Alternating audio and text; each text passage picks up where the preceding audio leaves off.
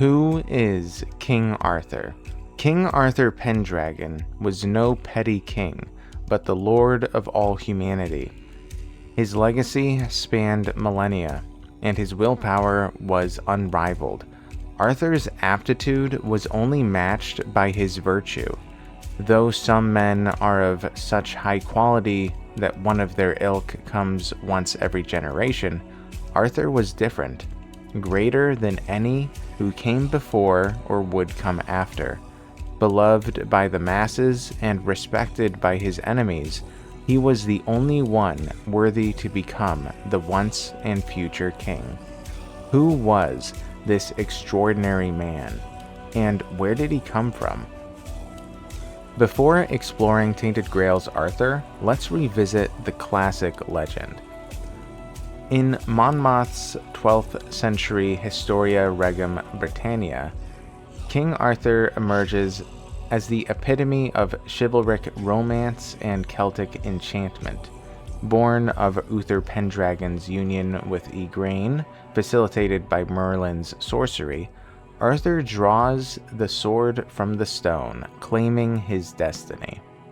He unites fractious Britain under the Round Table at Camelot, forging a fellowship of knights: Lancelot, the peerless lover; Gawain, the courteous son hero; Percival, the Grail seeker; and Bedivere, the loyal, whose quests blend martial valor, courtly love, and moral allegory. Guided by the shape-shifting enchanter Merlin, Arthur wields Excalibur, gifted by the Pale Lady's watery arm, ruling a golden age. Yet betrayal shatters his realm. Mordred's usurpation and Guinevere's affair with Lancelot culminate in the cataclysmic Battle of Camlan. Mortally wounded, Arthur slays Mordred with a final spear thrust and commands Bedivere to return Excalibur to the lake. Born to Avalon, an otherworldly Isle of Eternal Youth, by Morgan Le Fay, the Lady of the Lake, and two veiled queens, Arthur is healed by ancient arts. He sleeps in a crystal cavern or hollow hill, guarded by fairies and dragons, awaiting Britain's direst need as the once and future king. Heralded by ravens, Excalibur's return, and Camelot's 12 rekindled fires. Woven with Celtic motifs, cauldrons of rebirth, prophetic severed heads, and wastelands, the myth was enriched by countless writers over the years, and they transformed history into an eternal cycle of fall and redemption, where Arthur's legend, reborn in poetry and song, promises chivalry and hope beyond time. In Tainted Grail, Awakened Realms reimagines Arthur's legend, grounding it in a war-torn world. We'll explore his origins, revisiting his past as it unfolds. Amid endless bloodshed, King Uther Pendragon, a ruthless warlord, sought Merlin's aid to become the homeland's mightiest king. Merlin agreed, demanding Uther's firstborn son as payment. Confident in siring another heir, Uther consented. Through subterfuge and sorcery, Merlin ensured Uther's victories, toppling rival lords. Uther wed Lady Igraine, and they conceived a son. When Arthur was born, Merlin claimed him, honoring the pact. To conceal Arthur's true lineage and prevent him from inheriting the Pendragon's bloodthirsty legacy, Merlin entrusted the infant to Sir Ector, a noble knight. Ector raised Arthur as his own, alongside his son, Kay, Arthur's half-brother. Overshadowed by Kay, Arthur cherished fishing and a simple life by the creek, rod in hand, daydreaming of quiet days or gazing to the stars. Yet he idolized Ector's knightly tales, begging for more stories of valor upon his returns. Ector instilled virtues of honor and compassion, ideals at odds with Uther's brutality, nurturing Arthur's adventurous heart. Torn between joining Ector's quests or living as a fisherman in a tranquil village, young Arthur saw beauty in both paths, unaware of the destiny Merlin had forged to unite humanity against savages, Fomorians, and darker forces through a haven of chivalry. As a teenager squiring for his foster brother Kay, Arthur learned of his true calling. King Uther, having sired only a daughter with Igraine, faced a crumbling Pendragon legacy without a male heir. Desperate to avoid civil war upon his death, he implored Merlin to return his son. To prove Arthur's birthright, Merlin crafted the Sword in the Stone spectacle, claiming only Uther's true heir, a teenage boy somewhere in his lands, could draw it. In Camlan, Uther's capital, young men tried and failed for days. When Sir Ector and Kay arrived on official business, Kay attempted the feat, only to fail. Encouraged by Ector, Arthur grasped the hilt and effortlessly freed the blade. Kay scoffed, but Ector stood awestruck. Arthur was the lost Pendragon. Presented to the aging Uther, Arthur's towering stature confirmed his lineage. Yet Uther saw flaws. Arthur lacked his father's ruthlessness, his tactical cunning, and his kingly demeanor. Instead, Arthur brimmed with compassion, brilliance, and bravery, qualities Uther believed could forge a great king one day. In months of grueling training, Arthur surpassed expectations, matching seasoned strategists and expert swordsmen. Still, he feared the crown's weight, sensing its inevitability. He and Uther regularly clashed. Uther sought unity through conquest, while Arthur through statesmanship. Secretly, Arthur launched a visionary project, dispatching bards across the continent to weave tales of chivalry and noble knights. He dreamed of a unified land under a cultural banner, where good triumphed, evil fell, and knights acted for honor, not titles, a world of true nobility. Arthur and Uther founded the Round Table, persuading some noble knights to join their court. Uther commissioned sister witchblades for him and Arthur, symbols of their unified rule. On the cusp of greatness, tragedy struck. Uther died. Crowned amid a half-dozen wars, Arthur inherited a homeland torn by Pendragon aggression. He swiftly sent envoys to halt the conflicts, withdrawing troops and offering to rebuild villages razed by Uther's campaigns. His mercy and victories he could have claimed earned widespread awe, though some exploited his kindness, betraying him. Arthur responded with devastating precision, crushing traitors to prove his strength. The people learned he could win Uther's wars, but chose peace, a brilliance tempered by honor. For years, Arthur cleaned up his father's chaos, solidified the Round Table, and granted Merlin free reign in Camlan, including his wizard's tower. Merlin built up Camlan and aided in the construction of automatic forges and other technological achievements. Arthur welcomed his half-sisters, Morgane the sorceress, whose volatile experiments often disrupted court despite her vow to protect him, and Kai, his gentle, loyal confidant. The bard's tales bore fruit, inspiring a new generation of knights to prioritize chivalry over ambition. Soon the homelands and continent clamored to join the Round Table.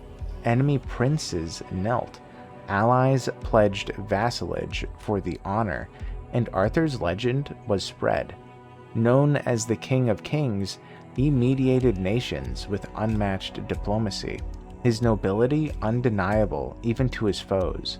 A warrior king, Arthur fought alongside his knights, slaying monsters and giants, his deeds rivaling Lancelot or Gawain, cementing his beacon of honor in a fractured world. Arthur's prestige demanded a marriage, and he wed a prominent lord's daughter, falling deeply in love. Though childless, the union solidified Camlan's rule and bolstered his round table with more knights. As the original knights aged, Arthur and Merlin devised a succession to preserve their legendary tales. Aspirants would prove their worth to earn titles like Sir Lancelot or Sir Percival, inheriting their predecessors' duties. The people reveled in the drama, speculating which rising knight would claim these honors. Yet Arthur often shirked courtly duties, escaping to fish by a quiet lake while nobles celebrated. When Picts attacked, Arthur led the war, entrusting Camelot to Lancelot and crushing the enemy. Returning victorious, he discovered his wife with Lancelot. The lore obscures his response to his wife, whether execution or exile, but depicts Arthur in a rage, Excalibur raised to strike. His queen vanishes from the record after that moment. Swallowing this betrayal, Arthur's counsel dwindled without his wife and closest friend. Later, he fell into a deep sleep, visited by a pale four-armed lady, conveying visions and images. Though incomprehensible then, she revealed a staggering truth. Arthur was not originally a human, a secret tied to his otherworldly destiny. Arthur's true nature, explored further in future videos, was that of a foredweller, a species of higher enlightenment. His soul, once the Pale Lady's son, known as the Prince, inhabited him with near-inhuman brilliance. In a dream, she revealed this truth, yearning for her child's return. That very night, after Arthur awoke, the Red Death ravaged the continent. Countless bodies mounted in Camlan, and Arthur was utterly devastated. Urged by the Pale Lady and Merlin, Arthur heeded her promise of a cure on Avalon, her foredweller homeland. As the plague decimated nations, Arthur, the King of Kings, rallied a global exodus to Avalon. Months later, sighting its shores, he embraced his true home. Like his rise in Camlan, Arthur led humanity despite his alien origins. Which, by the way, for the war's details, you can see my Tainted Grail lore saga series on the channel. But during the Age of Legends, Arthur waged a brutal 5-year campaign against the Foredwellers, who sought humanity's annihilation. Trained by the Pale Lady to wield weirdness and revert to his Foredweller form, Arthur endured agonizing transformation, alienating his followers. His body warped, and he gained the Foredweller ability of weaving weirdness, the chaotic fog that shaped reality on Avalon. Driving Excalibur into Tuathan's heart, Arthur rendered Avalon inhospitable to its native lords, forging a human sanctuary. A golden age dawned as Arthur rebuilt Camelot and ruled for years. Arthur planned ahead for decades for his inevitable death, by planting artifacts to instill the values of his time.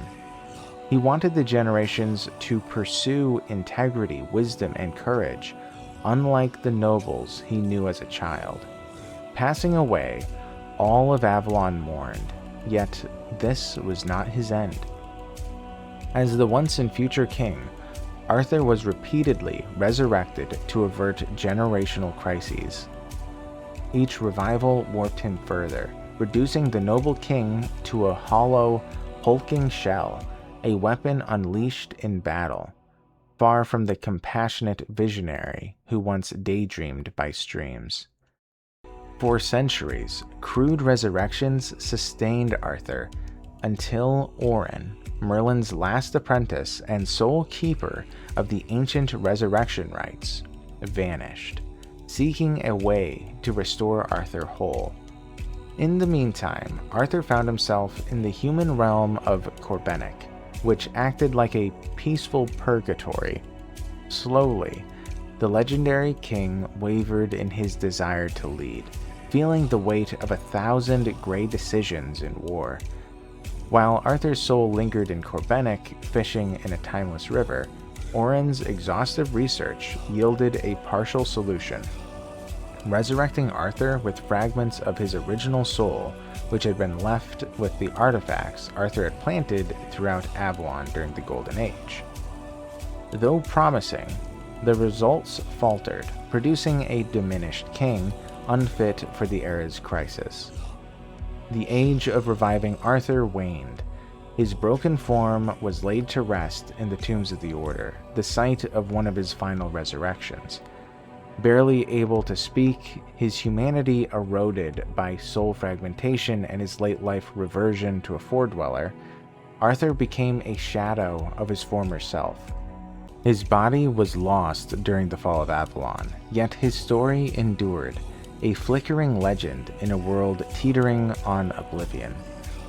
Many centuries later, as Avalon's landscapes warped and history faded into mystery, a final passage emerges in the Tainted Grail lore.